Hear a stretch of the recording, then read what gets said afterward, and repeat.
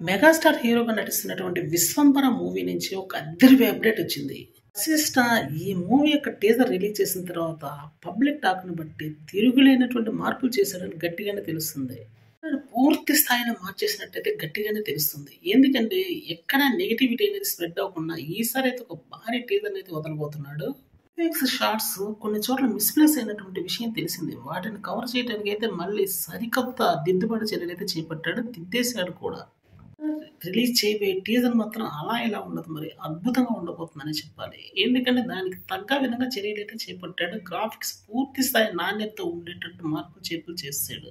కొన్ని ఎపిసోడ్స్ మాత్రం ప్రత్యేకంగా తీర్చిదిద్దినట్టయితే తెలుస్తుంది. అంటే ప్రతి 10 నిమిషాలకి ఒక హైలైట్ ఉండే విధంగా అయితే బాగా పూర్తి స్థాయి విజువలైజేషన్ అయితే కళ్ళకి ఇంపుగా కనిపించే విధంగా కొన్ని ఎఫెక్ట్స్ అయితే పెట్టాడని తెలుస్తుంది.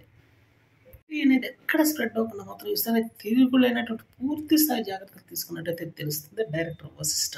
ఈ మూవీతో మరో మెట్టు కానీ అన్నది మాత్రం పూర్తి స్థాయి వశిష్ఠ యొక్క ప్లానింగ్ లాగా కనిపిస్తుంది. మెగాస్టార్ చిరు కూడా ఒక పెద్ద బ్లాక్ బస్టర్ ఇవ్వాలి అన్న ధ్యేయంతో పనిచేస్తుందో తెలుస్తుంది.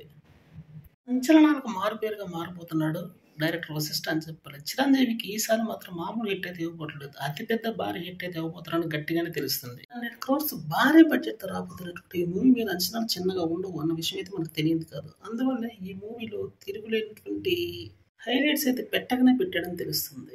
వశిష్ఠ డైరెక్షన్ లో వస్తున్నటువంటి ఈ రెండో మూవీ మాత్రం తిరుగులేని సంచలనం కాబోతుంది అని చెప్పడంలో సందేహపడాల్సిన అవసరమే లేదు.